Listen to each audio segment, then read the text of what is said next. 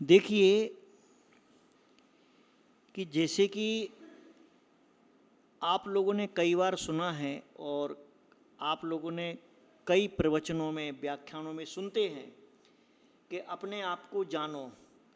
तो प्रश्न ये कि क्या जानो अपने आप को?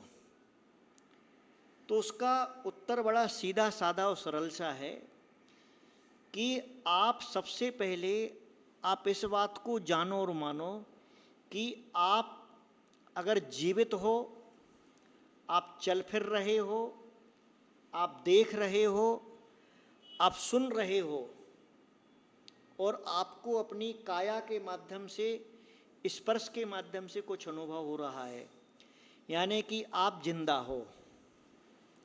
अब जिंदा हो इसका मतलब क्या होता है, इसका अर्थ क्या होता है कि आप जिंदा किस कारण से हो, आपके जीवित होने का कारण क्या है? तो आपके जीवित होने का कारण है आपके अंदर विराजमान जीव, आपका जो आत्मा है, क्योंकि जीव से ही जीवित रहता है। जो प्राणी है ना, प्राणों को जो धारण करता है वो प्राणी, वो प्राण नहीं है, जीव नहीं है तो निर्जीव हो गया।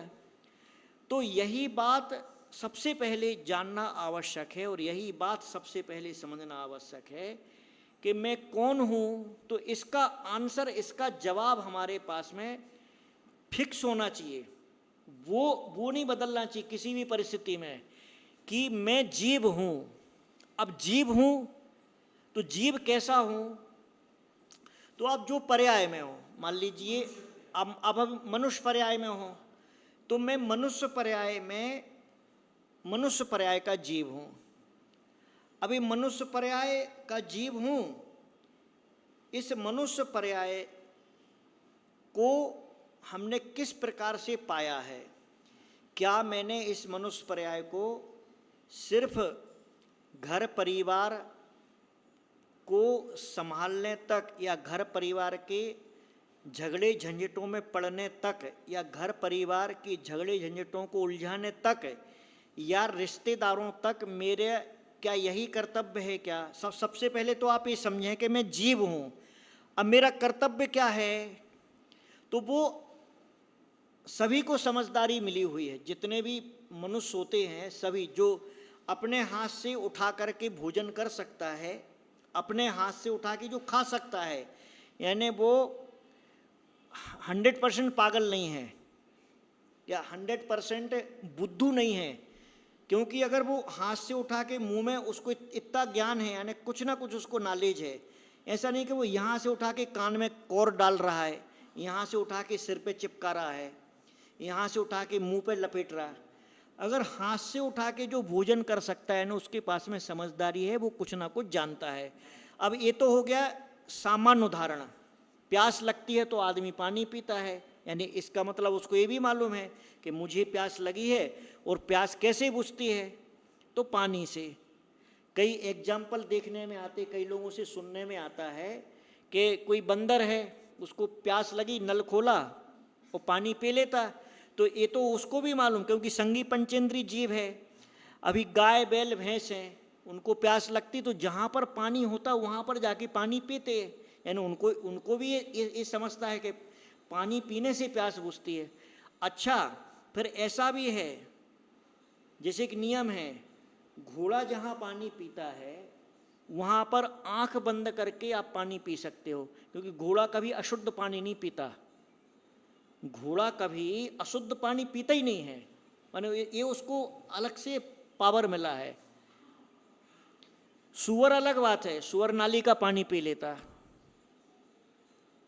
परंतु ये जो है ना, कि जब हमारे लिए इस बात से ये सामान्य उदाहरण है, बिल्कुल ये अभी धार्मिक और नैतिक और सभ्यता वाले नहीं बता रहे। तो इससे हमें ये समझना कि मेरा कर्तव्य क्या है। सबसे पहले मैंने क्या समझा है? मैं जीव हूं।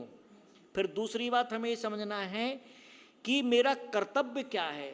तो आप जब कर्तव्यों की लिस्ट बनाएंगे तो आपको मालूम चलेगा कि मेरा जिनसे झगड़ा हो रहा है, मेरा जिनसे रोना धोना हो रहा है, मेरा जिनसे संकलेश हो रहा है, मेरा जिनसे कसाई हो रही है, क्या मेरा जीवन इसके लिए मिला था मेरे लिए? तो उस समय आपको मालूम चलेगा कि मेरा कर्तव्य नहीं है, मेरा कर्तव्य तो अलग है। क्योंकि संसार का कर्तव्य तो संसारी प्राणी सारे संसार में कर रहे हैं, आत्मा का कर्तव्य सब लोगों के बस की बात नहीं होती। तो वो आत्मा का कर्तव्य निभाना, उसकी प्रेरणा लेना और उसको समझना कि मैं ये जिन चीज़ों में उलझा हुआ हूँ, अपना समय व्यर्थ खो रहा हूँ, अब मेरे लिए अपनी आत्मा का कर्तव्य करना है। यह आपके लिए अपने आप का बोध कराएगा और अपने आप के पास में ले जाएगा। ये कोई नहीं बताएगा, ये आपको कोई यूनिवर्सिटी, कोई कॉलेज या कोई ऐसी कंसल्टेंसी, जो कोई एजेंसी नहीं बताएगी। ये आपको धर्म से मिलेगा कि हमारा कर्तव्य हमने। फिर उसके बाद में आपको ये सोचना है कि देखो, मैंने जिस कुल और खानदान और वंश में जन्म लिया है, वो कौन सा कुल है, वो कौन सा खानदान है, वो कौन सा वंश है। तो जहाँ पर तीर्थंकर जैसे महापुरुष ने जन्म लिया है, मैं उस कुल वंश और खानदान का हूँ। सिर्फ ये नहीं बोलने का कि मेरे दादा के दादा तो फलाने लाला थे, लाला हरकचंद थे, मेरे दादा के दादा फलाने वो समाज के वो थे, मेरे दादा के दादा, ये एक कुल वंश और खानदान नहीं। अरे ये तो उसके पहले क्या मालूम कौन थे, अपन को क्या मालूम, तुम्हारे बाद में क्या होगा क्या मालूम, ये मालूम नहीं। तुमने जहाँ पर जन्म लिया, तुम जिन मंदिर में जाते हो, तुम जिस जिनालय में जाकर के पूजा करते हो, जिस गुरु को मानते हो, निर्ग्रंथ भेष को, जिस जिनवाणी को सुनते हो और जिस जिनवाणी को पढ़ते हो, जिस जिनवाणी को सुनते हो, ऐसे देव सास गुरु पर तुम्हारे लिए जिस दिन स्वाभिमान उत्पन्न होगा, जिस दिन तुम्हारे लिए गर्व उत्पन्न होगा, अरे मैंने तो देव सात गुरु के कुल और खानदान में जन्म लिया है, तो मेरे लिए ये मेरा कर्तव्य नहीं है संकलेश करना, रोज झगड़े टंटे में उलझना, रोज इसकी उठाई उसका धरा, इसका सुलझाना उसका उलझाना। अरे जीवन क्या मालूम कब प्राण निकल जाए, कब हमारा अगर इसमें ही सांस निकल गई तो मालूम नहीं भैया अगली पर्याय कैसी होगी। इसलिए मैं जीव हूँ, मेरा कर्तव्य आत्मा को प्राप्त करना होना चाहिए। मैं उस कर्तव्य को कितना कर रहा हूँ, ये बाचिंग करने का, ये बाद में क्या करने का, ये बाचिंग करने का कि मेरा कर्तव्य मैं कितना पूरा कर पा रहा हूँ।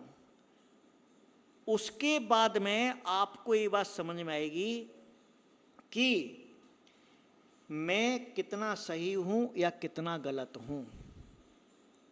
पूछिए। आत्मा और जीव अलग अलग है? अभी आपने बोला हाँ, तो पता चलेगा कि मैंने क्या किया, मैं आत्मा, क्या ये दो चीज अलग है? ठीक। देखिए, आपने पूछा क्या आत्मा और जीव अलग अलग हैं, क्या पूछा, आत्मा और जीव अलग अलग हैं। तो जीव और आत्मा और ये जो अपन बोलते प्राणी, ये सब एक ही हैं। माने जीव को ही आत्मा कहते हैं, आत्मा को ही जीव कहते।